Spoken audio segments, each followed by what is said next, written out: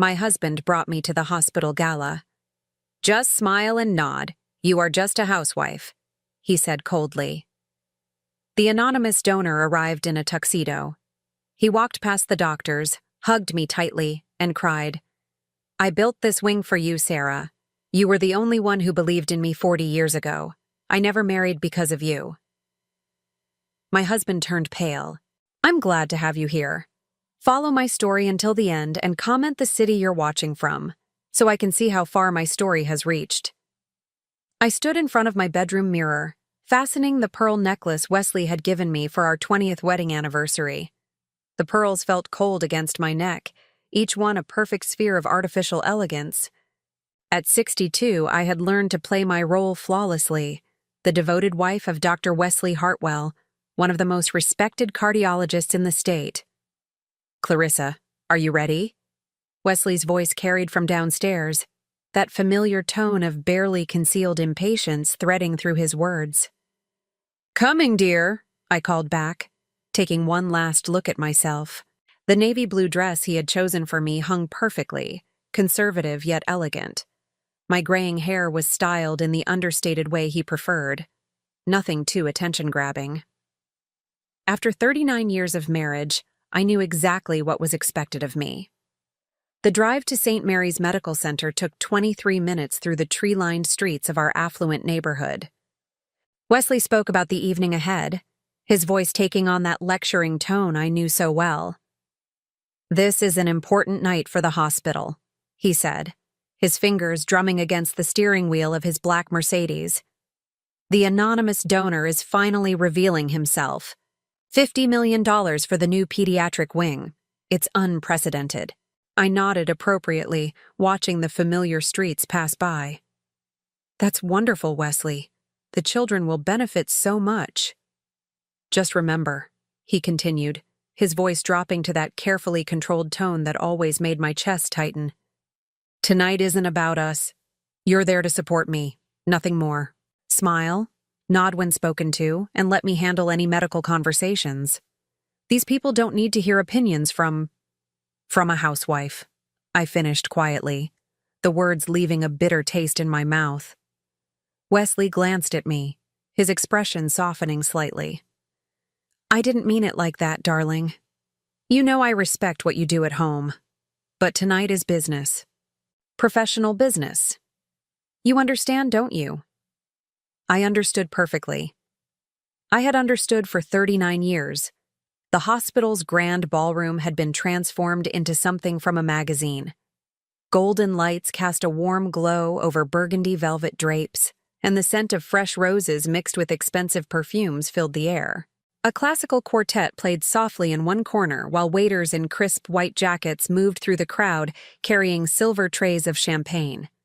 Wesley immediately fell into his element, his shoulders straightening as colleagues approached to shake his hand. I watched him transform from the controlling husband I knew at home into the charming, respected doctor everyone else saw. It was a performance I had witnessed countless times, and I knew my part in it. "Dr. Hartwell," Dr. Patricia Lennox, the chief of internal medicine, approached with her husband in tow. She was a woman I had always found intimidating, brilliant, accomplished, everything I had once dreamed of being. "Wonderful to see you both," Wesley beamed, placing a possessive hand on my lower back. "Patricia, you know my wife, Clarissa." Dr. Lennox's smile was polite but distant. "Of course. How lovely to see you again, Clarissa. Still keeping busy with your garden club activities?" The dismissal in her voice was subtle but unmistakable. I had learned to recognize these moments, when my worth was measured solely by my relationship to Wesley, when my own thoughts and opinions became irrelevant. "The garden keeps me occupied," I replied with the practiced smile I had perfected over the decades. "How nice," Dr. Lennox said, already turning her attention back to Wesley. "So tell me about your latest research. I heard you're pioneering a new approach to minimally invasive procedures." I stood there, invisible once again, as they launched into medical terminology that I actually understood but was never allowed to contribute to. The irony wasn't lost on me. 40 years ago, I would have been the one asking those questions, sharing those insights. Elena, our housekeeper, had helped me dress tonight. As she fastened the pearl necklace, she had met my eyes in the mirror with that knowing look she sometimes gave me. Elena never spoke about what she observed in our house, but her silence said everything. She had seen Wesley's subtle put-downs, his ways of making me feel small, his constant reminders of my place in his world. "Mrs. Hartwell," Elena had said softly, "you look beautiful tonight, like the smart lady I know you are." The memory of her words warmed me now as I stood surrounded by the medical elite, feeling more alone than ever. The evening progressed predictably. Wesley introduced me to colleagues and donors, always with the same phrase, "This is my wife, Clarissa. She takes wonderful care of our home." Each introduction was a gentle reminder of my limited role, my narrow importance in his grand life. I excused myself to the ladies' room, needing a moment away from the careful smiles and polite dismissals. In the marble-lined bathroom, I stared at my reflection again. When had I become this person? When had I allowed myself to shrink so small that I nearly disappeared? The woman looking back at me had kind eyes but tired ones. She wore expensive clothes and perfect makeup, but there was something hollow about her, something missing. I thought about the young woman I had been at 22, full of dreams and ambition. Sarah Margaret Thompson, that was my name then, before I became Mrs. Wesley Hartwell. Sarah had wanted to heal people, to make a difference in the world. She had earned her way into medical school through pure determination and academic excellence. But Sarah had made a choice, or rather, Sarah had been convinced to make a choice. Love, Wesley had said, was about compromise, about building a life together, about trust. "Ladies and gentlemen," the hospital administrator's voice echoed through the ballroom as I returned. "If I could have your attention, please." The crowd quieted, all eyes turning toward the small stage where a microphone had been set up. Wesley found me immediately, his hand once again claiming its familiar position on my back. "Tonight marks a historic moment for St. Mary's Medical Center," the administrator continued. "Thanks to the extraordinary generosity of our anonymous benefactor, we will be breaking ground on a state-of-the-art pediatric wing that will serve our community for generations to come." Polite applause filled the room. I found myself genuinely moved by the gesture. $50 million dedicated to helping sick children was truly remarkable. "And now," the administrator said, his smile widening, "I'm pleased to announce that our generous donor has agreed to reveal his identity tonight." The applause grew more enthusiastic. Beside me, Wesley straightened, his professional curiosity clearly piqued. "Ladies and gentlemen, please join me in welcoming Mr. Harrison Mitchell, founder and CEO of Mitchell Pharmaceuticals."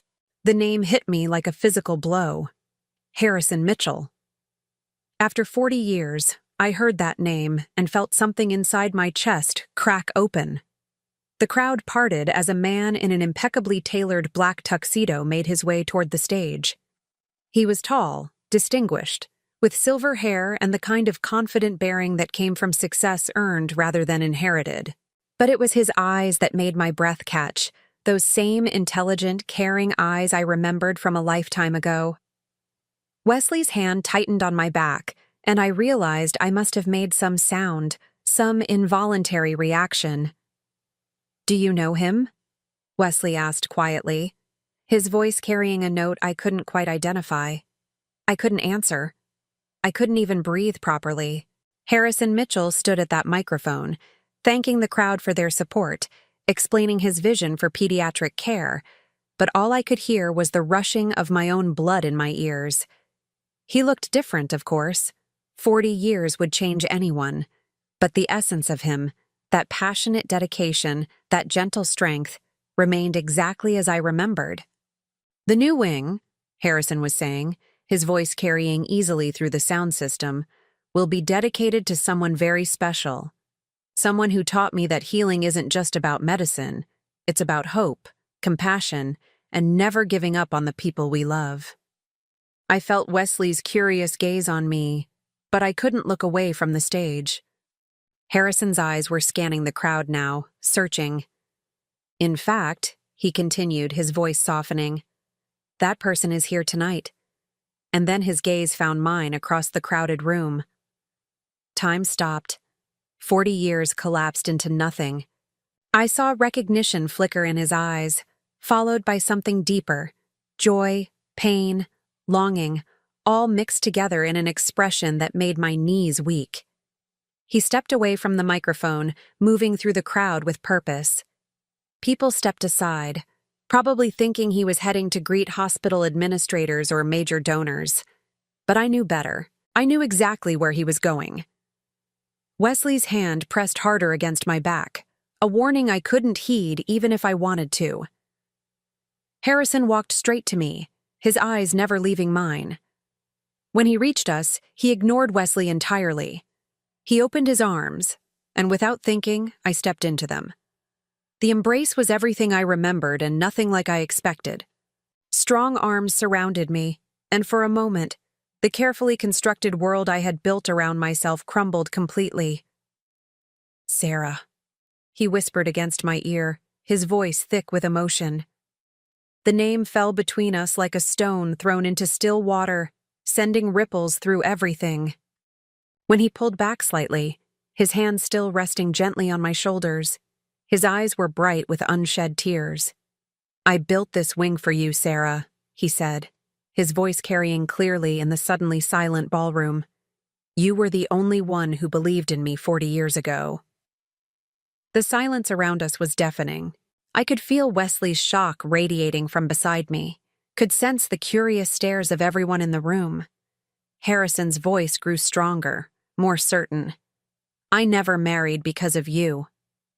Wesley's face had gone completely white. The silence that followed Harrison's words seemed to stretch forever.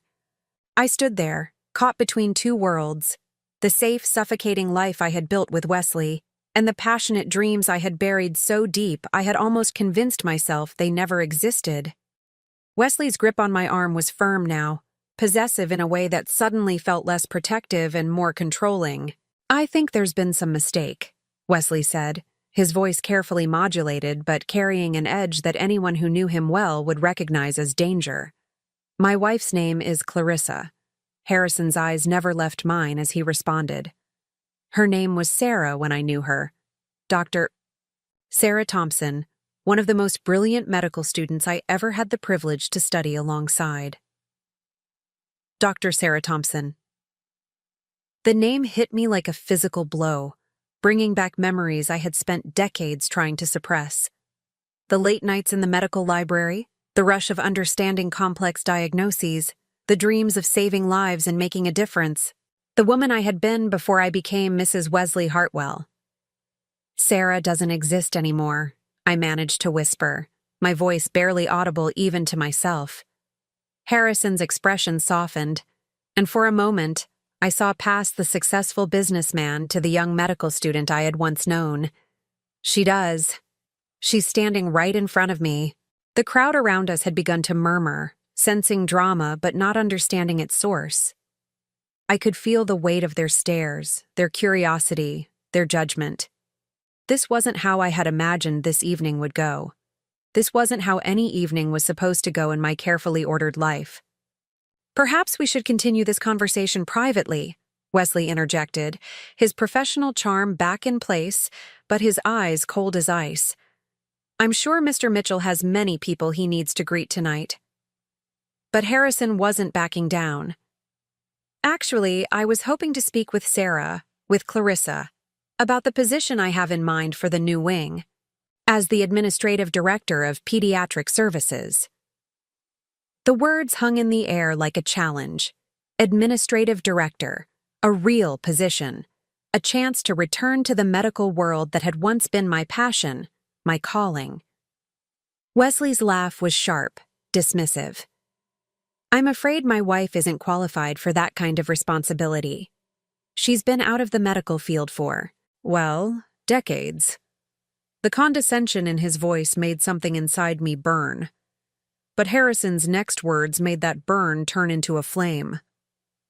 "On the contrary, Harrison said calmly. I've followed Sarah's academic record. She graduated summa cum laude from Johns Hopkins undergraduate program. She completed 2 years of medical school before. His pause was deliberate, meaningful. Before other priorities took precedence. Other priorities. That was one way to describe it. Another way would be to say that Wesley had convinced me that love meant sacrifice, that a good wife supported her husband's career rather than pursuing her own. That trying to do both was selfish, unfair to the family we planned to build. Medical school was a long time ago, I said quietly, though part of me wanted to scream that I still remembered every anatomy lesson, every diagnostic procedure I had learned. Things change. People change. Do they? Harrison asked, his voice gentle but insistent. Or do we just convince ourselves they do to make peace with the choices we've made? The question cut too close to the bone. I could feel Wesley's tension beside me, could sense his growing anger at this public challenge to his authority, his version of our story. If you'll excuse us, Wesley said firmly, placing his hand on my elbow to guide me away. My wife and I should— Actually, Harrison interrupted, reaching into his jacket pocket. I was hoping to give you this. He handed me a small white card. Our fingers touched briefly as I took it, and the contact sent a jolt through me that I hadn't felt in 40 years. The card was simple. His name, a phone number, and handwritten on the back. The door is always open. H. Wesley tried to see what was written on the card, but I closed my fingers around it instinctively. Think about it, Harrison said, his voice meant for me alone but carrying in the stillness around us.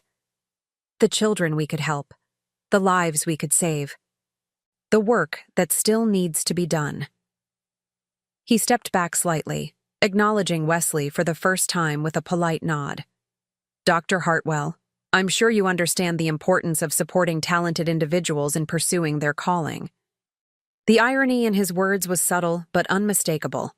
Wesley's jaw tightened. My wife's calling, Wesley said with forced civility, has been to support my medical practice and manage our home. She's been quite successful in that role. Has she? Harrison asked, and something in his tone made several nearby conversations pause. Or has she simply been accommodating? The word hung between them like a gauntlet thrown down. I felt caught between two forces, two versions of who I was supposed to be.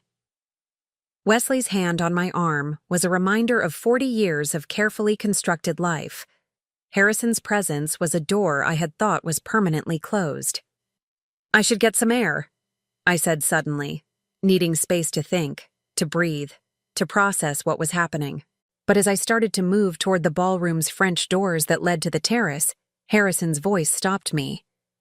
Sarah, he said, and the name still felt like coming home. I meant what I said, about never marrying. I turned back to face him, aware that Wesley was watching every micro-expression on my face. After we lost touch, I threw myself into my studies, then my research, then building the company. I kept telling myself I was waiting for the right person. His smile was sad, self-deprecating. But the truth was, I was waiting for you to realize you deserved better than settling for less than your dreams. Wesley stepped forward then, his professional facade cracking. Now you listen here. No, Harrison said calmly. I think it's time someone listened to her. He turned to me again, his eyes intense but kind. What do you want, Sarah? Not what anyone else wants for you. What do you want? The question was simple and devastating. When was the last time anyone had asked me what I wanted? When was the last time I had even asked myself? I looked around the ballroom, at all these accomplished medical professionals, at the life I could have had. Then I looked at Wesley, whose face had gone red with barely contained fury at being challenged so publicly. I started, then stopped. The words felt foreign in my mouth. She wants to go home, Wesley answered for me, his tone brooking no argument. This has been quite enough excitement for one evening. but I didn't move. Something in Harrison's presence, in his unwavering belief that the woman I had been still existed somewhere inside me, made me hesitate. The position, I heard myself saying. What would it involve? Wesley's hand tightened on my arm, a warning, but for the first time in decades, I ignored it. Harrison's face lit up. Overseeing the integration of pediatric services between departments, working with families to coordinate care, developing programs that address not just medical needs but emotional support systems. His voice grew more passionate as he spoke. It's exactly the kind of holistic approach to medicine you used to talk about. Patient advocacy with real authority to make changes. Patient advocacy. The phrase unlocked a memory so vivid it took my breath away. I was 21, sitting in a lecture hall, taking notes on a professor's discussion of patient-centered care. I had raised my hand to ask about implementing support systems for families dealing with chronic pediatric illnesses. The professor had praised my question, said it showed the kind of thinking that would make me an excellent physician. Wesley had been in that same lecture hall that day. It was where we met, actually. He had approached me afterward, impressed by my question, charmed by my passion for helping children. At 35, he was already an established doctor, sophisticated and confident in ways that made 21-year-old me feel special, chosen. "You're wasting your time on pediatrics," he had said during one of our early dates. "Cardiology is where the real money is, the real prestige. Adults who can appreciate the complexity of what you're doing." But it had never been about money or prestige for me. It had been about the children. "I'd have to think about it," I said finally, my voice stronger than I expected. Wesley's grip on my arm became almost painful. "Clarissa, we need to discuss this privately." "Yes," Harrison said, understanding in his eyes. "Of course, but don't think too long.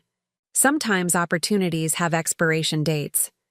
He nodded politely to Wesley, then turned to me one last time. "It was good to see you again, Sarah. Really good." As he walked away, disappearing back into the crowd of admirers and medical colleagues, I realized I was trembling. The business card felt like it was burning in my palm. Wesley guided me toward the exit with firm determination, nodding curtly to people who tried to engage us in conversation. The drive home was silent except for the sound of his breathing, which grew more controlled and measured with each mile, a sure sign of the storm building inside him. Our house on Magnolia Heights Drive looked exactly as it had when we left, perfectly manicured, impressively large, and somehow cold despite its warm lighting. Elena had left a single lamp on in the living room, a habit she had developed over the years to make our homecomings feel less stark. It wasn't until we were inside, the door closed and locked behind us, that Wesley finally spoke. "What the hell was that about?" I set my purse down carefully on the marble entryway table, buying myself time. "I'm not sure what you mean." "Don't." His voice was sharp now, all pretense of civility abandoned. "Don't insult my intelligence, Clarissa. You know exactly what I mean." I turned to face him, seeing clearly for the first time in years the man I had married. The charm was gone, replaced by something harder, more calculating. "Harrison Mitchell is someone I knew in medical school," I said carefully, "before we met. Harrison Mitchell, who just happens to be worth $800 million and just happened to donate $50 million to the hospital where I work." Wesley's laugh was bitter. How convenient that he never mentioned this connection during all the preliminary meetings. Maybe because there's nothing to mention. Nothing to mention? Wesley stepped closer, his voice dropping to that carefully controlled tone that I had learned to recognize as dangerous. "He called you Sarah. He said he built a hospital wing for you. He offered you a job, and you stood there like what, Wesley? Like you were considering it." The accusation hung between us, because the truth was, I had been considering it. For just a moment, standing in that ballroom, I had allowed myself to imagine a different life. A life where my opinions mattered, where my intelligence was valued, where I was more than just someone's wife. It was a surprise, I said finally. I hadn't seen him in 40 years. But you knew he was successful. No, don't lie to me. Wesley's voice was getting louder now, his control slipping. You don't react the way you reacted tonight to someone you barely remember. You don't light up like that for a casual acquaintance. Light up? Had I lit up? I thought about Harrison's presence, the way it had felt to be seen, really seen, by someone who remembered who I used to be. I was surprised, I repeated. That's all? Wesley stared at me for a long moment, his eyes searching my face for something I couldn't identify. Then, abruptly, he turned and walked to the bar cart in the living room. 40 years, he said, pouring himself 3 fingers of scotch. 40 years I've given you everything. A beautiful home, financial security, social standing. I've protected you, provided for you. Never asked for anything more than loyalty. Loyalty. The word sat strangely in the air between us. And I've been loyal, I said quietly. Have you? He turned back to face me, glass in hand. Because tonight, standing there in front of half the medical community, it sure didn't look like loyalty. It looked like a woman who was ready to throw away everything we've built for the fantasy of what might have been. That's not... He offered you a job, Clarissa. A job you're not qualified for. A job you haven't worked toward. A job you couldn't possibly handle after spending 40 years as a housewife. Each word was precisely chosen to cut. Did you really think no one would notice how inappropriate that was? How it made me look? How it made him look. Not how it made me feel to be dismissed, belittled, reduced to my marital status in front of a room full of professionals. How it made him look. Maybe I could handle it, I said. The words surprising me as much as they seemed to surprise Wesley. He actually laughed. Handle it? Clarissa, you haven't worked outside this house in decades. You've never managed a budget larger than our household expenses. You've never supervised staff or handled administrative responsibilities. What makes you think you could walk into a major medical center and run a department? Each question felt like a small slap, designed to remind me of my limitations, my narrow world, my lack of qualifications for anything beyond the life he had chosen for me. But something inside me, something that had been sleeping for 40 years, stirred to life. I completed 2 years of medical school, I said quietly. I had a 4.0 grade average. I was offered research positions that I turned down to marry you. Wesley's expression hardened. Medical school was 40 years ago. The field has completely changed. You'd be lost in a week. Would I? Yes. And more importantly, you'd embarrass yourself. And me. He took a long sip of his scotch, watching me over the rim of the glass. Is that really what you want? To make a fool of yourself chasing some middle-aged fantasy because an old flame showed up with more money than sense? The card in my palm seemed to pulse with possibility, but Wesley's words were designed to make that possibility feel shameful, unrealistic, foolish. I wasn't chasing anything, I said. I was just listening. Well, stop listening. And throw away whatever he gave you. We stared at each other across our beautiful, cold living room. Outside, I could hear the wind rustling through the magnolia trees that gave our street its name. Inside, the grandfather clock marked the seconds with mechanical precision. I think I'll go to bed, I said finally. Wesley nodded, already turning back to his scotch. Good. And Clarissa? Tomorrow we're going to forget this entire evening happened. We're going to go back to our normal life and pretend that man never walked into that ballroom. I climbed the stairs slowly, my hand trailing along the mahogany banister Wesley was so proud of. In our bedroom, I sat on the edge of the bed and finally opened my palm to look at Harrison's card again. The door is always open. But as I sat there in the darkness of my beautiful, empty bedroom, I wondered if some doors, once closed, could ever really be opened again. I didn't sleep that night. I lay in bed beside Wesley, listening to his measured breathing, turning Harrison's business card over and over in my fingers until the edges were soft from handling. Every time I closed my eyes, I saw his face at the gala, older, distinguished, but with the same passionate intensity I remembered from our medical school days. Sarah Margaret Thompson. I hadn't heard that name spoken aloud in 40 years, but hearing it had awakened something in me that I thought was dead and buried. When dawn finally crept through our bedroom curtains, I slipped quietly out of bed and padded down to the kitchen. Elena wouldn't arrive for another 2 hours, and Wesley never came downstairs before 7:30. For once, I had the house to myself. I made coffee with shaking hands and sat at our granite kitchen island, staring out at the garden I had spent years perfecting. Every flower, every shrub, every carefully planned border was a testament to the life I had built with Wesley. Beautiful, controlled, and ultimately, empty. The coffee was bitter, or maybe that was just the taste of regret in my mouth. I found myself remembering things I had forced myself to forget. Like the way Harrison used to study, completely focused, but always ready to help anyone who was struggling. He had this gift for explaining complex concepts in ways that made them crystal clear. More than once, he had helped me through particularly difficult anatomy or pharmacology problems, but it was more than his academic brilliance that had drawn me to him. Harrison genuinely cared about his future patients in a way that went beyond textbook knowledge. He would stay after lectures to ask professors about cutting-edge research, not to show off, but because he was genuinely passionate about finding better ways to heal people. Wesley, even then, had been different. Polished, confident, already thinking like an established doctor rather than a student still learning.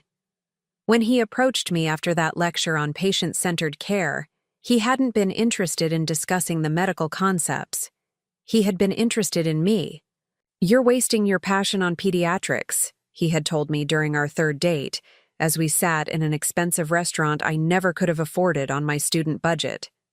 Children can't appreciate the complexity of medical intervention the way adults can. There's no intellectual challenge there. I had tried to explain that it wasn't about intellectual challenge for me. It was about helping the most vulnerable patients, the ones who couldn't advocate for themselves. But Wesley had smiled that indulgent smile and changed the subject. The sound of footsteps on the stairs pulled me back to the present. Wesley appeared in the kitchen doorway, already dressed in his perfectly pressed shirt and tie, his silver hair styled exactly the way it had been for the past 20 years. "You're up early," he observed, moving toward the coffee maker. "Couldn't sleep." He poured his coffee with the same precise movements he brought to everything in his life. "I'm not surprised. Last night was challenging." Challenging. That was one word for it. Wesley sat across from me at the island, his expression carefully neutral. "I've been thinking about what happened at the gala, about your reaction to seeing that man."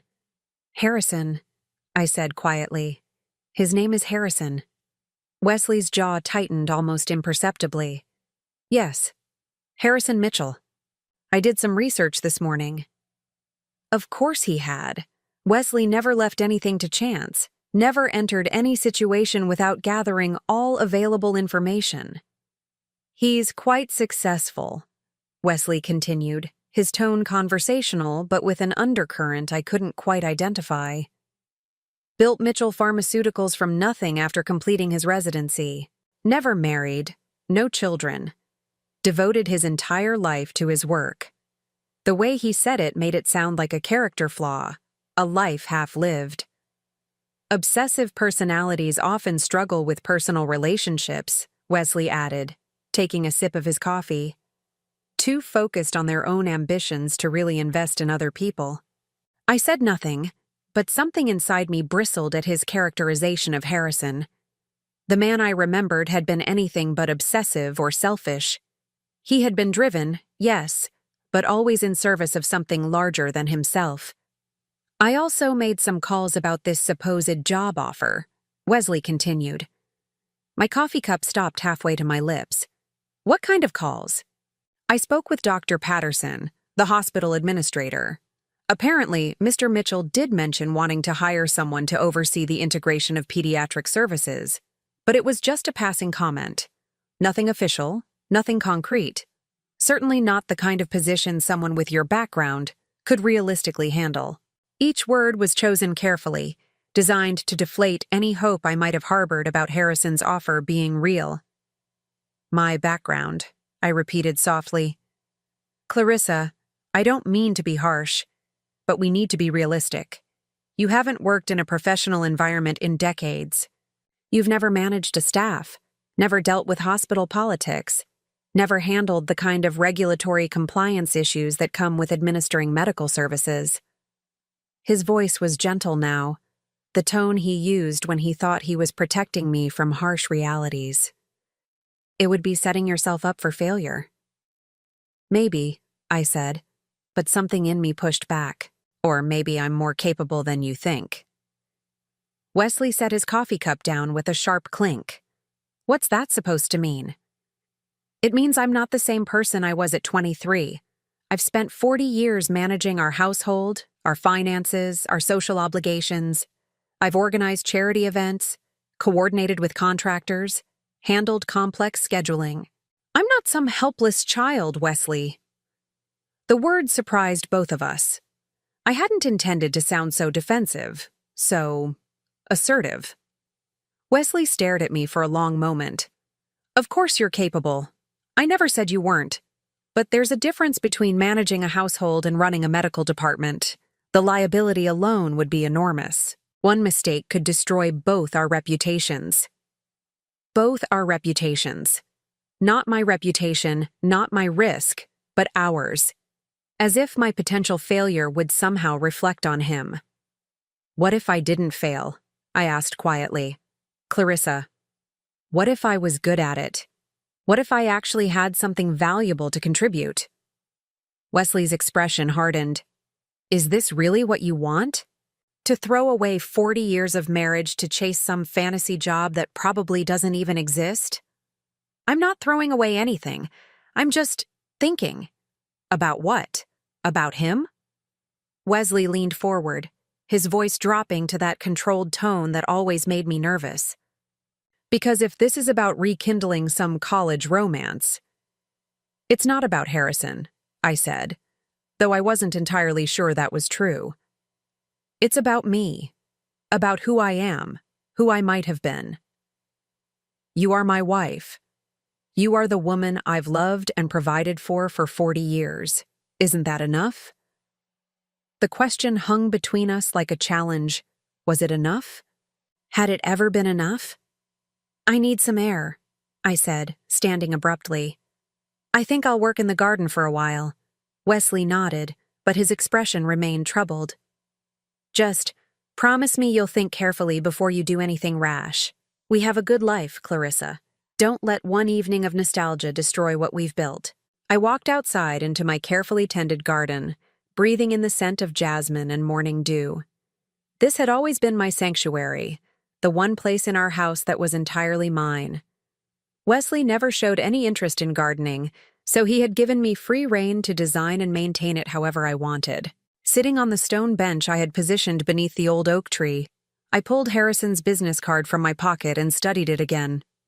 The paper was expensive, simple, elegant, professional, but not ostentatious. I found myself wondering what his life had been like for the past 40 years. Wesley made it sound like Harrison had lived some kind of sterile, lonely existence, too focused on work to build meaningful relationships. But what if that wasn't true? What if Harrison had simply chosen a different path, one that allowed him to pursue his passions without compromise? My phone buzzed in my pocket, a text message from an unknown number. Sarah, I hope you don't mind me reaching out directly. I got your number from the hospital directory. I wanted to apologize if I put you in an awkward position last night. That wasn't my intention. I just wanted you to know that the offer I made was completely serious. If you'd like to discuss it further, I'll be in town for the next few days. No pressure, just conversation between old friends. Harrison. I read the message 3 times, my heart racing. He had called me Sarah again, and he was serious about the job offer. I started to type a response, then stopped, then started again. Harrison, it was good to see you too. The offer is unexpected. I'm not sure what to think. I deleted that and tried again. I appreciate you reaching out. Last night was overwhelming. Delete. Thank you for the message. I would like to talk.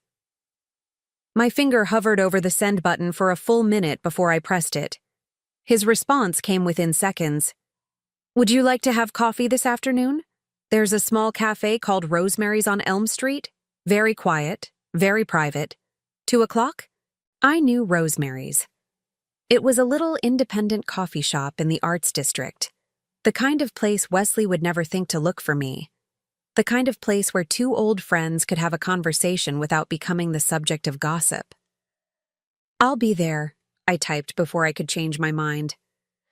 After I sent the message, I sat in my garden for a long time, watching the sun climb higher in the sky. Part of me felt guilty, like I was betraying Wesley by agreeing to meet Harrison, but a larger part of me felt something I hadn't experienced in years: anticipation. For the first time in decades, I was about to do something entirely for myself. When I finally went back inside, Wesley had already left for the hospital. Elena was in the kitchen, humming softly as she prepared what looked like his favorite breakfast casserole for tomorrow morning. "Good morning, Mrs. Hartwell," she said with her usual warm smile. "You're looking thoughtful today." Elena had worked for us for 15 years. In that time, she had witnessed countless small interactions between Wesley and me, had seen the way he spoke to me, the way he made decisions about our life without consulting me. She never said anything directly, but sometimes I caught her watching me with an expression that seemed almost protective. "Elena," I said impulsively, "what do you think about people who make big changes later in life?" She paused in her food preparation, considering the question seriously. "I think life is too short to spend it being someone you're not," she said finally. My grandmother. She was 65 when she left my grandfather and moved to Mexico to open a restaurant. Everyone said she was crazy, too old, too late. But she lived 15 more happy years doing what she loved. "Weren't you worried about her, making such a big change so late?" Elena smiled. "I was more worried about what would happen if she didn't make the change. Sometimes staying is scarier than leaving, you know?" Her words stayed with me as I went upstairs to shower and change. Standing in my walk-in closet, surrounded by the carefully chosen wardrobe Wesley preferred, understated, elegant, age-appropriate, I found myself reaching for something different. Instead of my usual conservative blouse and slacks, I chose a soft blue sweater that brought out my eyes and a pair of jeans I rarely wore. Nothing dramatic, nothing that would draw attention, but something that felt more like me. As I was getting dressed, my eyes fell on a box tucked away on the top shelf of the closet. I had to use the step stool to reach it, but when I opened it, I found exactly what I was looking for: my medical school textbooks. I had saved them when we moved into this house 40 years ago, telling Wesley I might want to reference them someday. He had rolled his eyes and said it was silly to keep outdated medical texts, but he had allowed me to store them in the attic. At some point over the years, I had moved them to my closet, though I couldn't remember exactly when or why. I pulled out my old anatomy text and flipped through pages I had once known by heart. My own handwriting filled the margins, notes, questions, insights I had recorded as a 20-year-old student, passionate about learning everything I could about the human body. The young woman who had written those notes seemed like a stranger to me now. She had been so confident, so certain of her purpose, so unafraid to ask questions and challenge assumptions. What had happened to her? I knew the answer, of course. She had fallen in love with a charming, established doctor who had convinced her that love meant sacrifice. That a good wife supported her husband's career rather than pursuing her own. That trying to do both was selfish. But sitting there with my old textbook in my hands, I wondered if that young woman was really gone, or if she was just buried beneath 40 years of carefully learned helplessness. At 1:45, I stood in front of my bathroom mirror, applying lipstick with hands that trembled slightly. I looked different somehow. Not younger, exactly, but more present, more alive.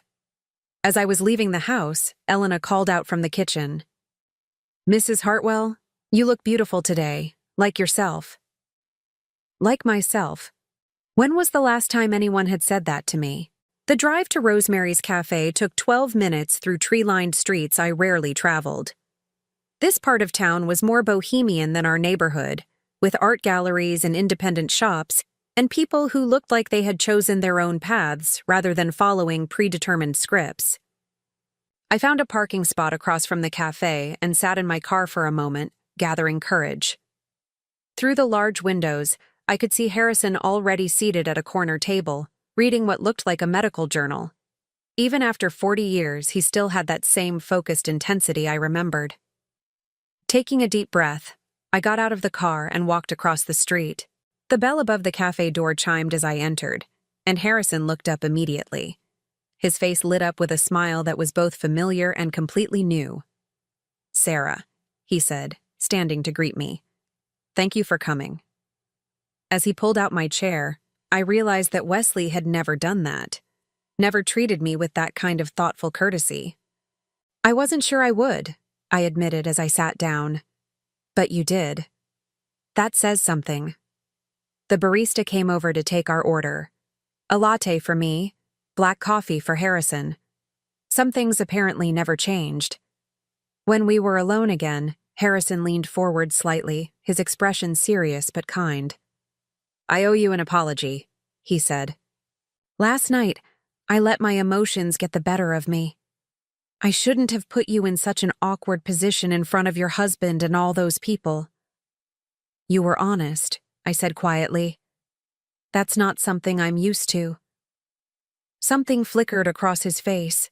Concern, maybe, or understanding. "Tell me about your life, Sarah. The real version, not the public one." The question was so simple, so direct, that it caught me off guard. When was the last time someone had asked me about my life? About what I wanted, what I thought, what I felt? "I don't know if there is a real version anymore," I said finally. "I've been Mrs. Wesley Hartwell for so long. I'm not sure who Sarah is." "She's sitting right across from me," Harrison said gently. "I can see her." And somehow, impossibly, I believed him. Sitting across from Harrison in that quiet cafe, I felt something inside me unfurling, something that had been tightly wound for 40 years. The afternoon light filtered through the windows, casting gentle shadows across his face, and for a moment, I could see both the young medical student I had known and the successful man he had become. "I want to show you something," Harrison said, reaching into his briefcase. He pulled out a manila folder and placed it on the table between us. The architectural plans for the pediatric wing. I hesitated before opening the folder. Looking at these plans would make this real, would move it beyond the realm of impossible fantasy into something concrete and terrifying. "Go ahead," Harrison encouraged gently. "I designed it with you in mind." The blueprints were beautiful, more than beautiful, they were revolutionary. Instead of the sterile, intimidating medical environment I expected, these plans showed warm, welcoming spaces with natural light, family areas integrated into treatment rooms, and what looked like play spaces woven throughout the clinical areas. "This section here," Harrison pointed to a cluster of rooms near the main entrance, "is what I envision as the Family Advocacy Center, a place where someone could coordinate care between departments, help families navigate the system, ensure that no child falls through the cracks." As he talked, his passion was evident. This wasn't just a building project for him. This was a vision of healing that went beyond medical intervention to encompass the whole human experience of illness and recovery. "It's exactly what you used to talk about in school," he continued. "Remember that paper you wrote on integrative pediatric care? About treating the child and the family as a unit, rather than just focusing on the diagnosis?" I did remember. I had spent weeks researching that paper, interviewing families, observing in pediatric wards. It had been one of the proudest academic achievements of my young life. Wesley said that paper was a waste of time, I found myself saying. He said I was being too emotional about medicine, that successful doctors needed to maintain professional distance. Harrison's expression darkened slightly. Professional distance has its place, but medicine without compassion isn't medicine. It's just technical repair work. I traced my finger along the architectural lines, seeing in them everything I had once dreamed of accomplishing. This is incredible, Harrison. But I don't understand why you think I could run something like this. Because you already know how to do everything this position would require, he said simply.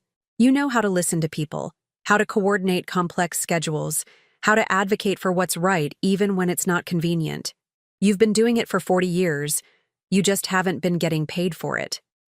His words hit something deep inside me. All those years of organizing Wesley's professional life, managing our household staff, coordinating his complex schedule of surgeries and conferences and social obligations. It had been like running a small business, but I had never thought of it that way. There's something else, Harrison said, his voice growing quieter. Something I need to tell you about why I really built this wing. I looked up from the plans, sensing a shift in his mood. After you. After we lost touch, I threw myself into my studies, graduated at the top of my residency class, got accepted into a prestigious fellowship program. I told myself I was moving on, building the career we had both dreamed of. He paused, staring out the cafe window. But every patient I treated, every research project I undertook, every business decision I made, part of me was thinking about what you would say, how you would approach the problem. Harrison, let me finish, he said gently. I never married because I kept comparing everyone to you. Not to who you were at 22, but to who I knew you could become, the brilliant, compassionate doctor you were meant to be. The confession hung between us, heavy with 40 years of what-ifs and might-have-beens. You can't build a life around someone who doesn't exist anymore, I said softly. But you do exist. You're sitting right here. His eyes met mine, intense and certain. Sarah, I've spent 4 decades building something I hoped would be worthy of the woman who believed I could change the world when I was just a struggling medical student. I felt tears threatening and blinked them back. That's a lot of pressure to put on someone. It's not pressure. It's possibility. Harrison reached across the table and gently touched my hand. I'm not asking you to be someone you're not. I'm asking you to remember who you are. His touch sent a jolt through me, not of attraction exactly, but of recognition. The feeling of being seen, really seen, by someone who remembered when I had dreams of my own. Tell me about the job, I said, needing to focus on something concrete, something manageable. Harrison's face lit up. The administrative director position would involve coordinating care between pediatric subspecialties, developing family support programs, and overseeing the integration of new services. You'd work directly with department heads to ensure seamless patient experiences. As he described the role, I found myself mentally organizing the challenges, thinking through solutions, feeling that old excitement of tackling complex problems. The salary would be $150,000 annually to start, Harrison continued, with full benefits and opportunities for advancement based on performance. $150,000. I tried to process that number. Wesley gave me a monthly allowance of $2,000 for personal expenses, treating it like generous largesse. The idea of earning my own salary, having my own financial independence, was both thrilling and terrifying. What about my lack of recent experience? I asked. That's why we'd start with a 6-month trial period. You'd shadow the current interim director, attend department meetings, get familiar with hospital systems. No pressure, no permanent commitment unless we're both confident it's working. A trial period. A chance to dip my toe in the water without diving off a cliff. I'd need to think about it, I said, though part of me wanted to say yes immediately. Of course. But Sarah, there's something else you should know. Harrison's expression grew serious. I did some research after I saw you last night. I wanted to understand what happened after medical school, how you ended up where you are. My stomach tightened. What kind of research? I still have contacts at Johns Hopkins. I asked about your academic record. His jaw tightened slightly. Did you know that you were accepted into the pediatric residency program at Children's Hospital? Full funding. Fast track to attending physician status. The words hit me like a physical blow. That's not. Wesley said I wasn't accepted anywhere. He said my grades weren't strong enough for competitive programs. Harrison's eyes filled with something like anger. Your grades were excellent. Top 5% of your class. The residency director specifically mentioned you as one of the most promising candidates they'd seen. The cafe seemed to spin around me. But I never got an acceptance letter. The letters were sent to your home address, the same address where you were living with Wesley after your engagement. Understanding crashed over me like a wave. Wesley had intercepted my acceptance letters. He had lied to me about my prospects, convinced me that my medical career was a dead end, also that I would choose marriage over my dreams. "Oh my God," I whispered. Harrison leaned forward, concern clear on his face. "I'm sorry. I debated whether to tell you. But I thought you deserved to know. He lied to me." The words came out flat, emotionless, because the full weight of the betrayal was too large to process all at once. For 40 years, he let me believe I wasn't good enough. "Sarah!" He stole my life. My voice was getting louder, and other cafe patrons were starting to glance in our direction. He deliberately sabotaged my career and then spent 4 decades making me feel grateful for the sacrifice. Harrison reached across the table and took my hand again, his touch steady and grounding. "I know this is devastating. I know it changes everything. But it also means something important. You were never the failure he convinced you that you were." I stared down at his hand covering mine, trying to absorb the magnitude of what I had just learned. All those years of Wesley's subtle put-downs, his reminders that I wasn't qualified for professional work, his insistence that he was protecting me from a world I couldn't handle, all of it built on a foundation of lies. "What do I do with this information?" I asked, my voice barely above a whisper. "That's up to you. But Sarah, you have options now. You have proof that you were never meant to be just someone's wife. You were meant to be a doctor, a healer, someone who makes a difference in the world." The weight of possibility was almost overwhelming. For 40 years, I had accepted Wesley's version of events, his explanation of why my dreams had to be sacrificed for our marriage. But if he had been lying, if I had been capable all along. "I need to go," I said suddenly, standing up from the table. "I need to think about this." Harrison stood as well, his expression understanding. "Of course.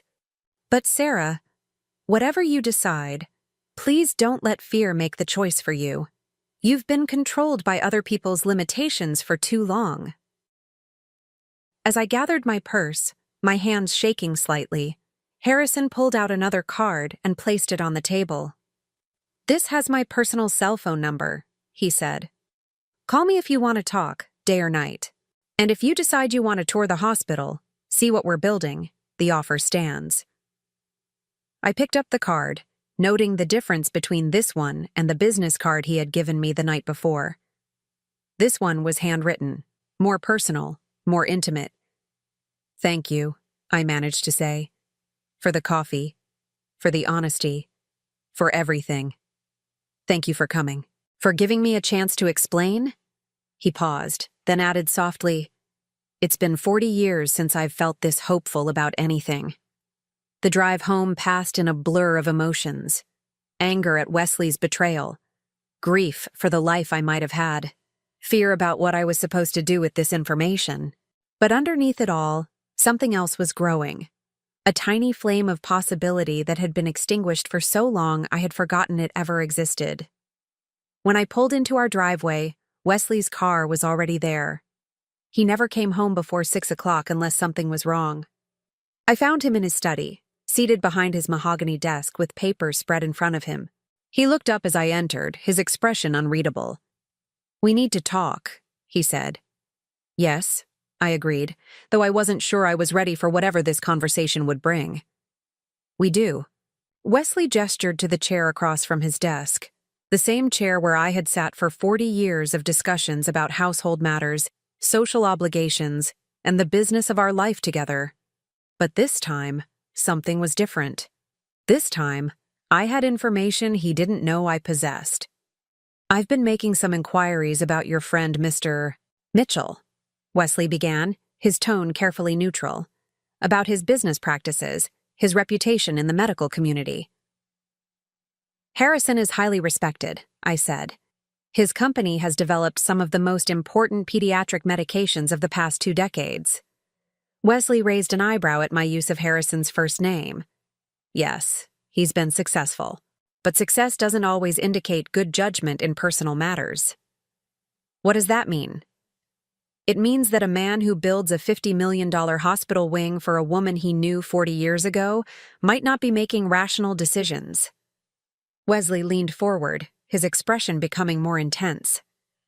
"Clarissa, I'm concerned that he's manipulating your emotions to serve his own agenda." "And what agenda would that be?" "Think about it. He's never married, never had a family of his own. He sees you now, a beautiful, accomplished woman, and suddenly all those old feelings come rushing back. The job offer, the grand gestures, the implication that your marriage somehow held you back. It's all designed to make you question the life we've built together." Wesley's words were smooth, logical, designed to make Harrison seem unstable and predatory rather than genuine. But after what I had learned this afternoon, his manipulation tactics were suddenly transparent. "What if he's not manipulating me?" I asked quietly. "What if he's telling the truth?" Wesley's expression hardened slightly. "The truth about what?" "About who I was. About what I was capable of." I paused, gathering courage. "About what really happened with my medical school applications." For just a moment, Wesley's careful composure slipped. Something flickered across his face. Surprise, maybe, or fear. "Your medical school applications were decades ago, Clarissa. Why would you bring that up now?"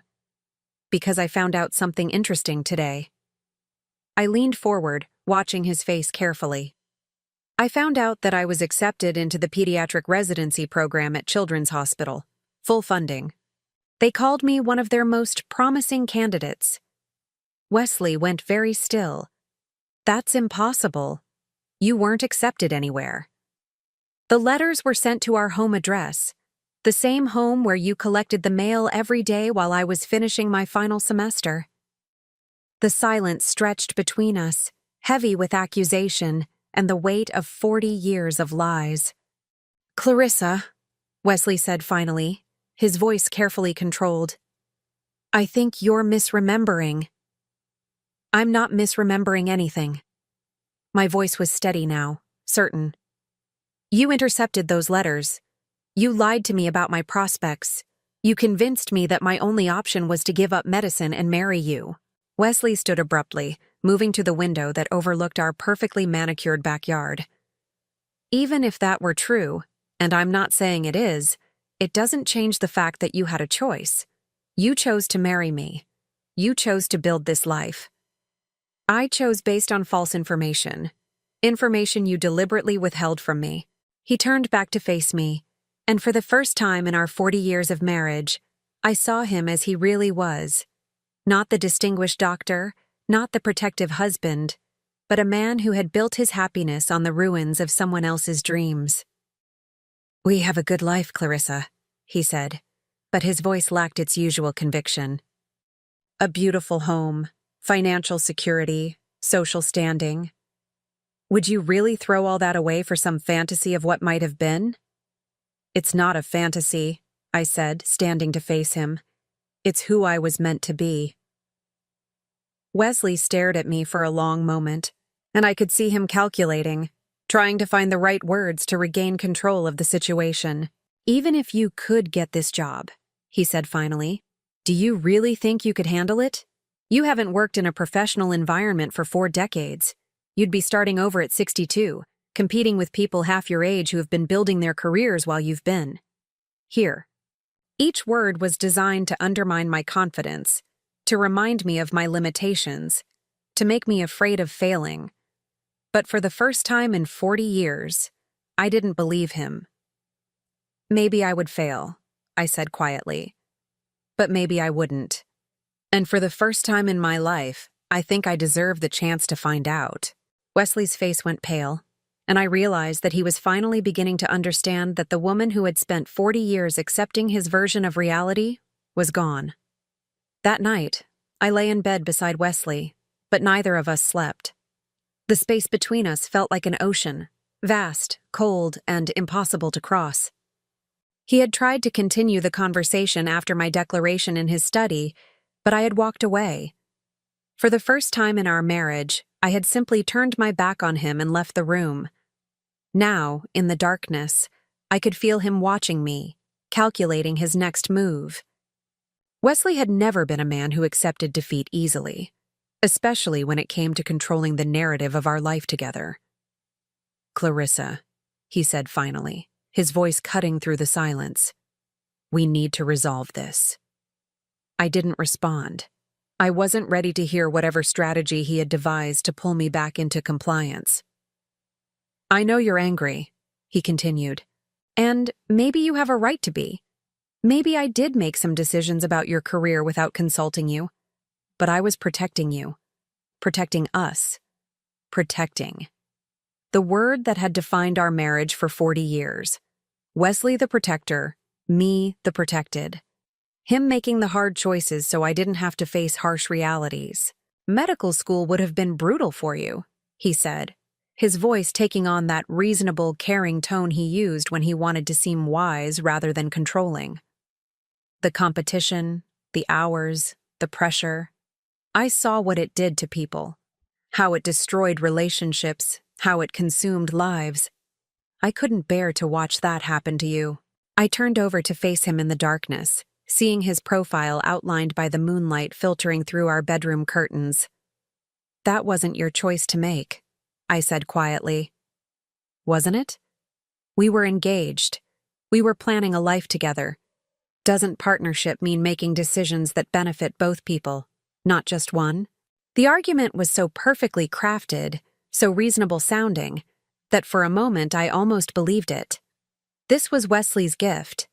The ability to make his selfishness sound like sacrifice, his control seem like care. But I had spent the afternoon with someone who had known me when I was strong, when I was capable, when I believed I could change the world. Harrison's faith in who I used to be had awakened something in me that Wesley's carefully constructed reality couldn't touch. What if I had succeeded? I asked. What if medical school had been challenging but not impossible? What if I had thrived? Wesley was quiet for a long moment. But you might not have.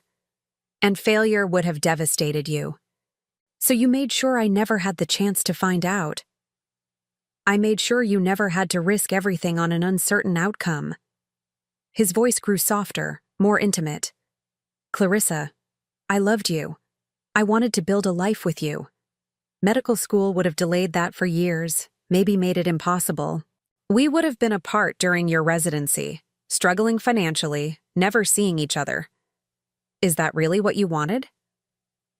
The question hung between us, and I realized he was still doing it, still trying to convince me that his version of events was the only reasonable one, that my dreams had been naive fantasies that would have led to disappointment. But I remembered the young woman who had written those careful notes in her medical textbooks, who had stayed up all night studying because she was passionate about learning how to heal people. That woman hadn't been naive. She had been focused, determined, capable of handling whatever challenges came her way. I'll never know what I wanted, I said finally, because you didn't give me the choice. Wesley sighed, the sound heavy with what seemed like genuine regret. Maybe you're right. Maybe I should have told you about the acceptance letters, let you decide for yourself. But Clarissa, that was 40 years ago. We can't change the past. We can only decide what to do with the future. Yes, I agreed. We can. Something in my tone must have warned him, because Wesley sat up slightly, trying to see my face in the darkness. What does that mean? I took a deep breath, knowing that what I was about to say would change everything between us irrevocably. It means I'm going to take the job Harrison offered me. The silence that followed was so complete I could hear the grandfather clock chiming midnight downstairs. You can't be serious, Wesley said finally. I'm completely serious. Wesley turned on the bedside lamp, flooding our bedroom with harsh light. His face was a mixture of disbelief and anger, his carefully maintained composure finally cracking. Clarissa, you're 62 years old. You haven't worked outside this house in 4 decades. You have no experience with hospital administration, no understanding of medical politics, no idea what you'd be walking into. Then I'll learn. You'll embarrass yourself, and me. His voice was getting louder now, losing the controlled tone he usually maintained. Do you have any idea what people will say? That my wife is having some kind of midlife crisis, chasing after an old lover, making a fool of herself trying to reclaim her lost youth? Let them talk. Wesley stared at me as if I had become someone he didn't recognize. This isn't you, Clarissa. This isn't who you are. No, I said, sitting up to face him directly. This is exactly who I am. You just spent 40 years making sure I forgot. Wesley got out of bed, pacing to the window and back, his agitation obvious. This is about him, isn't it? About Harrison Mitchell. He's manipulating you, using your emotions to get what he wants. And what does he want, Wesley? What could he possibly gain from offering me a job? Revenge, Wesley said immediately. Revenge against me for marrying you, against you for choosing me over him. He wants to destroy our marriage as payback for losing you 40 years ago. The accusation was so absurd, so clearly a projection of Wesley's own manipulative tendencies onto Harrison, that I almost laughed. Or maybe, I said calmly, he just believes I'm capable of doing good work. Based on what? A conversation you had as college students? A few minutes at a hospital gala? Wesley's voice was becoming increasingly desperate. Clarissa, successful people don't make $50 million decisions based on nostalgia. There has to be an ulterior motive. Maybe his ulterior motive is wanting to work with someone who shares his vision for pediatric care. Maybe it's wanting to give talented people opportunities they deserve. Maybe not everything is a conspiracy. Wesley stopped pacing and stared at me. You really believe that, don't you? You actually think you can walk into one of the most prestigious medical centers in the country and succeed in a senior administrative position with no relevant experience? I don't know if I can succeed, I said honestly. But I know I want to try. And if you fail, if you crash and burn spectacularly, what then? Then I'll deal with the consequences, like an adult. The words hit their target. Wesley flinched, recognizing his own tendency to treat me like a child who couldn't handle difficult realities. What about us? He asked finally, his voice quieter now. What about our marriage? It was the question I had been dreading, the one I didn't have a good answer for. I don't know, I admitted. But I know I can't keep living the way we've been living. I can't keep pretending that being protected is the same thing as being loved. Wesley sat down heavily on the edge of the bed, suddenly looking older than his 67 years. I do love you, he said softly. Maybe I haven't always shown it the right way, but everything I've done has been because I love you. I know you believe that, I said gently. But love doesn't steal someone's choices from them. Love doesn't require one person to disappear so the other can shine. We sat in silence for a long time, the weight of 40 years of accumulated misunderstandings settling between us. So what happens now? Wesley asked finally. Now I call Harrison and tell him I accept his offer. I start the trial period and see if this is something I can actually do. And if I ask you not to? If I tell you this will destroy our marriage? I looked at him, really looked at him, seeing not the distinguished doctor or the controlling husband, but a man who was genuinely afraid of losing the life he had built. Then I would say that a marriage that can't survive one partner pursuing their dreams was never a real marriage to begin with. Wesley's face crumpled slightly, and for a moment, I felt sorry for him. He had gotten so comfortable with the power dynamic between us that he couldn't imagine a relationship where we were equals. "I need some air," I said, getting out of bed. "I'm going to sit in the garden for a while." Wesley didn't try to stop me. As I left the bedroom, I could hear him on the phone with someone, probably his brother or one of his medical colleagues, seeking advice on how to handle his suddenly rebellious wife. Outside, the October night was crisp and clear. I sat on my stone bench beneath the oak tree, looking up at stars that seemed brighter somehow than they had in years. In my pocket, Harrison's personal business card seemed to pulse with possibility. I pulled out my phone and stared at his number for a long time before finally typing a text message. "Harrison, I've made my decision. I would like to accept the position you offered. When can we start?" I hit send before I could change my mind.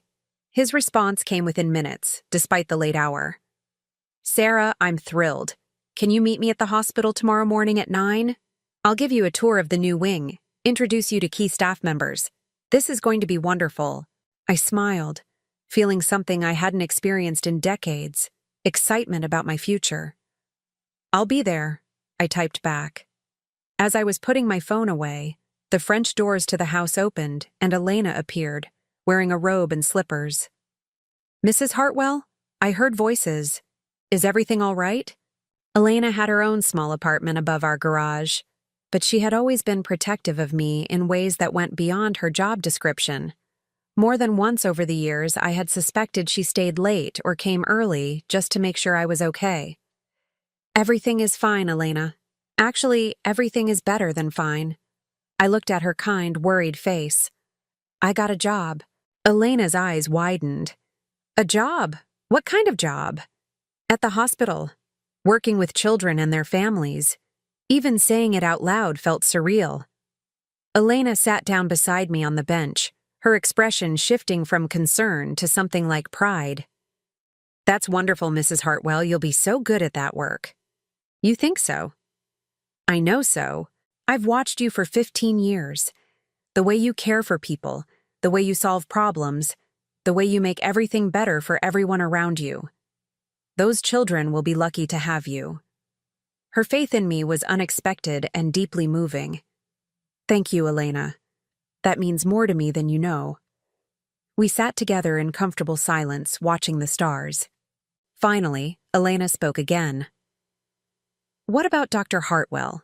Is he happy about your new job?" I considered how to answer that question honestly.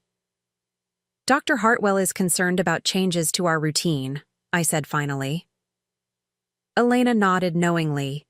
"Change is hard for some people, especially when they're used to things being a certain way." "Yes, it is." But you know what my grandmother used to say? She said that a bird in a cage might feel safe, but it never learns to fly." Her words hit me with unexpected force. "Your grandmother sounds like a wise woman." "She was, and she would have liked you very much." Elena stood up, pulling her robe tighter against the cool air. "Mrs. Hartwell, if you need anything for your new job, help with clothes or transportation or anything, you just let me know." "Thank you, Elena, for everything."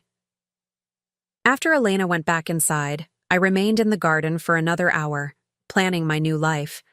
Tomorrow I would tour the hospital, meet the people I would be working with, begin to understand the scope of what I was taking on. It was terrifying and exhilarating in equal measure. When I finally went back inside, Wesley was lying in bed with his back to me, pretending to be asleep. I got dressed quietly in the bathroom, choosing clothes for my hospital visit, a navy blazer and gray slacks that felt professional without being too formal. As I was leaving the next morning, I found a note from Wesley on the kitchen counter. "Clarissa, I hope you'll reconsider this decision. We have built something beautiful together. Don't let an old fantasy destroy what's real. I folded the note carefully and put it in my purse, not as a keepsake but as a reminder. For 40 years, Wesley had been telling me what was real and what was fantasy. He had convinced me that my dreams were naive, that my capabilities were limited, that my proper place was in the shadows of his life. But as I drove toward the hospital, toward Harrison and the possibility of reclaiming the person I used to be, I realized that the only fantasy had been believing I was meant to live such a small life. At exactly 9 o'clock, I walked through the entrance of St. Mary's Medical Center, wearing my navy blazer and carrying a leather portfolio I had found in the back of my closet. I felt nervous and uncertain and more alive than I had in decades. Harrison was waiting for me in the lobby, his face lighting up when he saw me. "Sarah," he said, approaching with a smile that made me feel like anything was possible. "Welcome to your new life." 6 months later, I stood in my new office overlooking the pediatric wing, watching the morning sun stream through windows that had been designed to let in as much natural light as possible. The nameplate on my door read, Dr. Sarah Mitchell, Director of Family Advocacy Services, a name that still felt both foreign and completely right every time I saw it. The transition hadn't been easy. Those first weeks had been a whirlwind of learning hospital systems, understanding insurance protocols, and navigating the complex personalities of medical professionals who had initially been skeptical of the doctor's wife, who thought she could run a department. But I had proven them wrong. More importantly, I had proven myself wrong about what I was capable of at 62. The Family Advocacy Center had become exactly what Harrison and I had envisioned. A place where frightened parents could find guidance, where children facing long-term treatment could get educational support, where families dealing with impossible medical decisions could find both practical help and emotional support. Yesterday, I had helped coordinate care for a 7-year-old girl with leukemia, whose family was struggling to navigate treatment options at 3 different hospitals. Last week, I had worked with the social work team to arrange temporary housing for a family whose premature twins needed months of specialized care. This morning, I had a meeting with the Hospital Foundation about expanding our family support programs. It was work that mattered, work that made a difference, work that used every skill I had developed over 40 years of managing complex situations, just applied to a purpose larger than maintaining Wesley's comfortable life.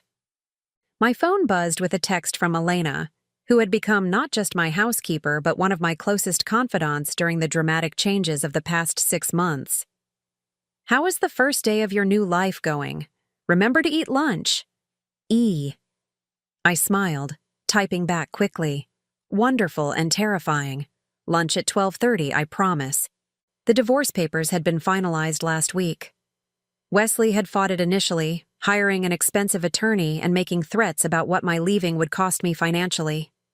But Harrison had quietly connected me with a lawyer who specialized in cases where one spouse had been economically controlled by the other, and we had built a strong case for alimony based on my 40 years of supporting Wesley's career at the expense of my own. The settlement had been fair, enough to ensure my independence without destroying Wesley's finances. More importantly, it had given me the freedom to discover who I was when I wasn't performing the role of Mrs. Wesley Hartwell. The woman I had discovered was someone I liked very much. A soft knock on my office door interrupted my thoughts. "Come in," I called. Harrison appeared in the doorway, carrying 2 cups of coffee and wearing the kind of smile that had become familiar over these past months. Proud, affectionate, but careful not to assume more than I was ready to give. "Thought you might need caffeine," he said, setting 1 cup on my desk. "Department heads meeting in 10 minutes. "Right, the quarterly review." I gathered my notes, feeling that familiar flutter of nervousness that came before important meetings. 6 months in, I was no longer afraid of failing catastrophically, but I still felt the weight of responsibility for the families who depended on our services. "How are you feeling about presenting the expansion proposal?" Harrison asked, settling into the chair across from my desk. "Terrified," I admitted. "But excited. The data is compelling.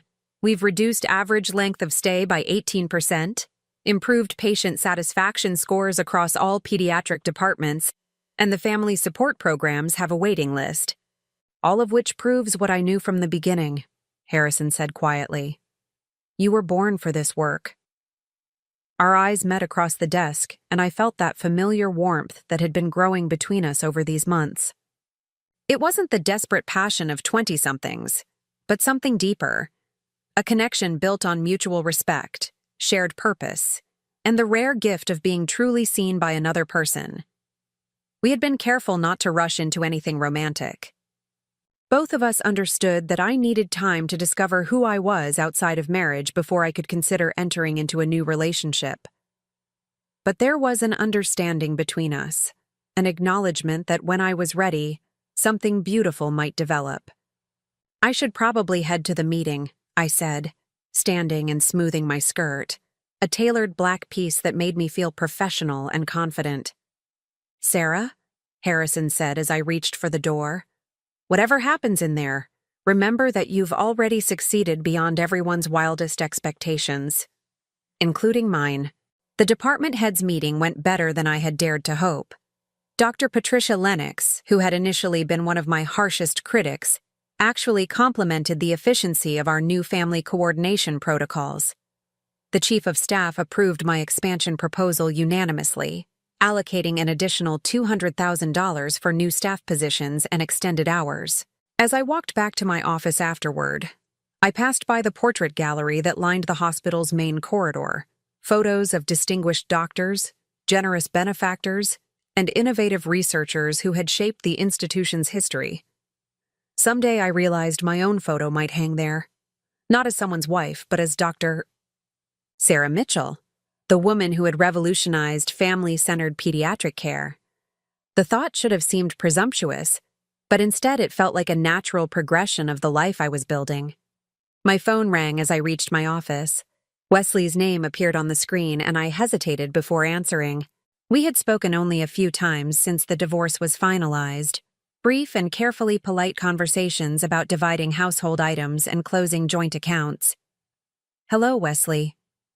Clarissa. He still called me by the name he had chosen for me, unable or unwilling to accept my return to Sarah. I hope I'm not interrupting anything important. I have a few minutes.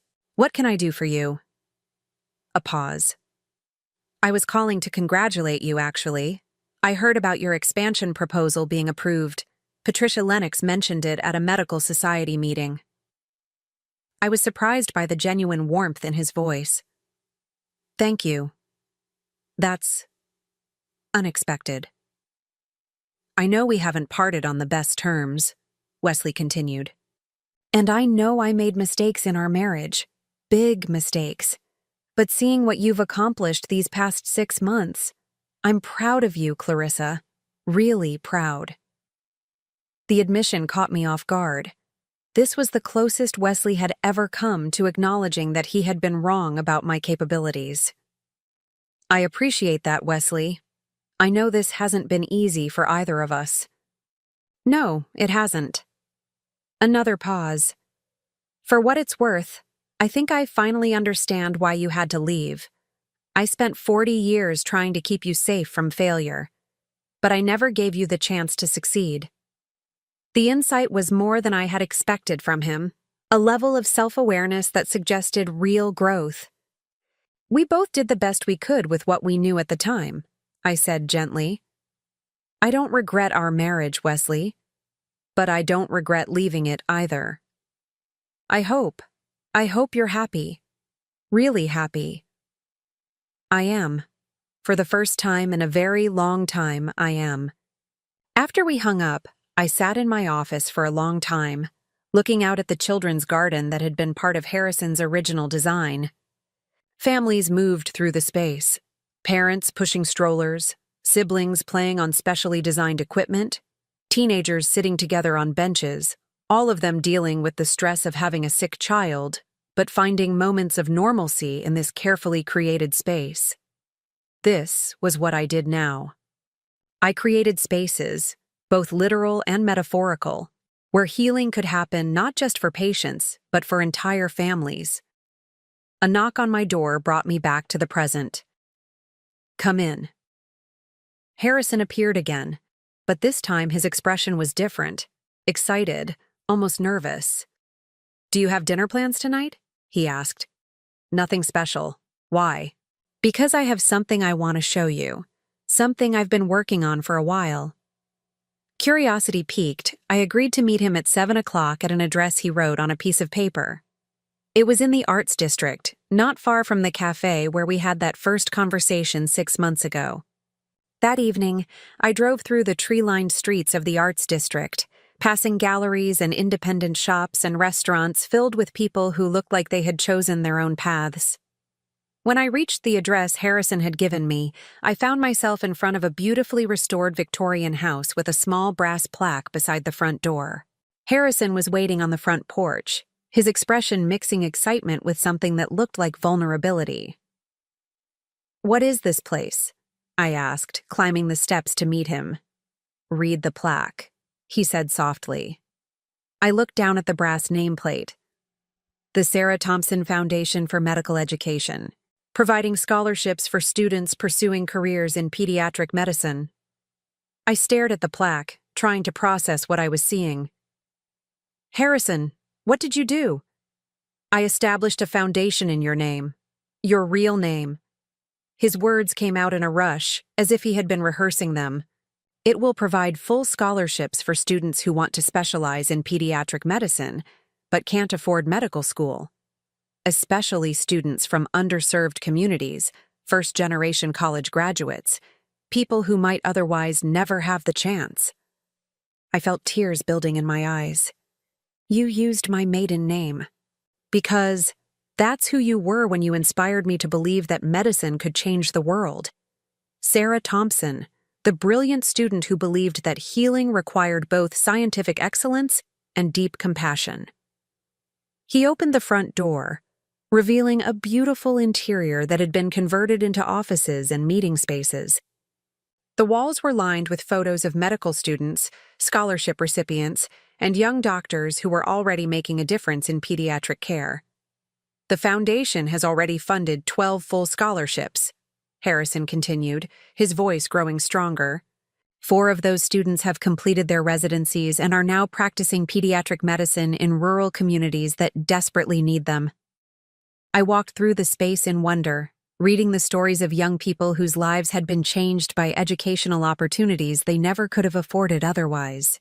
These were kids like I had been, smart, passionate, determined, but without the financial resources to pursue their dreams. "Harrison, this is incredible. But why my name? Why not your own?" He was quiet for a long moment, watching me explore the space. "Because you taught me something I never forgot, even during the 40 years when I thought I had lost you forever." "What's that?" "That the best way to honor the gifts we've been given is to make sure other people get the same chances we had." His voice grew softer. "And because I wanted to create something that would last long after we're both gone. Something that would keep your spirit alive in the work that mattered most to you."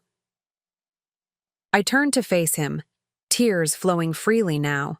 "This is the most beautiful thing anyone has ever done for me."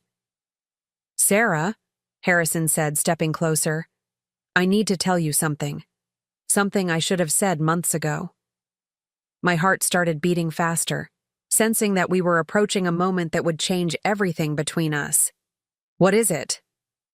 "I love you." Not the 22-year-old student I fell for in medical school, not some idealized memory of who you used to be. I love the woman you are now, strong, compassionate, brilliant, brave enough to rebuild her entire life at 62. His voice was steady, certain. "I love the way you fight for families who can't fight for themselves. I love how you've turned your own painful experience into wisdom that helps other people heal." The words hung between us, beautiful and terrifying, and exactly what I had been hoping to hear for months but hadn't dared to expect. "I love you too," I said, the admission feeling both surprising and inevitable. "I think I started falling for you again the moment you called me Sarah at that gala. You were the first person in 40 years who saw me as I really am, instead of who someone else wanted me to be. Harrison reached for my hands, holding them gently. So what happens now? I smiled, feeling lighter and more hopeful than I had since I was 22 years old. Now we find out what we can build together when both people get to be themselves.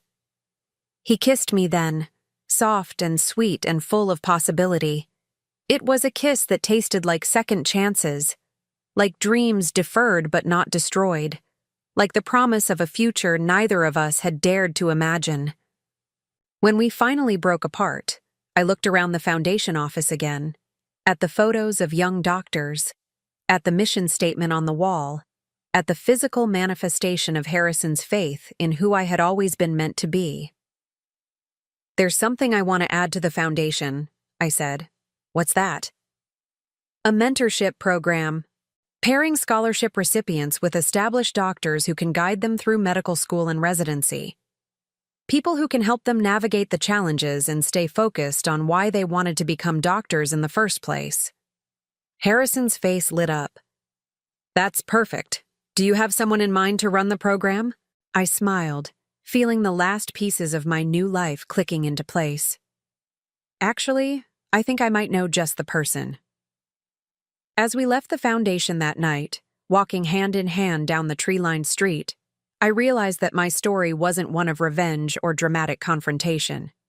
It was something quieter but more powerful. The story of a woman who had spent 40 years believing she was meant to live a small life, only to discover that it's never too late to remember who you really are. Now I'm curious about you who listened to my story. What would you do if you were in my place? Have you ever been through something similar? Comment below, and meanwhile, I'm leaving on the final screen 2 other stories that are channel favorites, and they will definitely surprise you. Thank you for watching until here.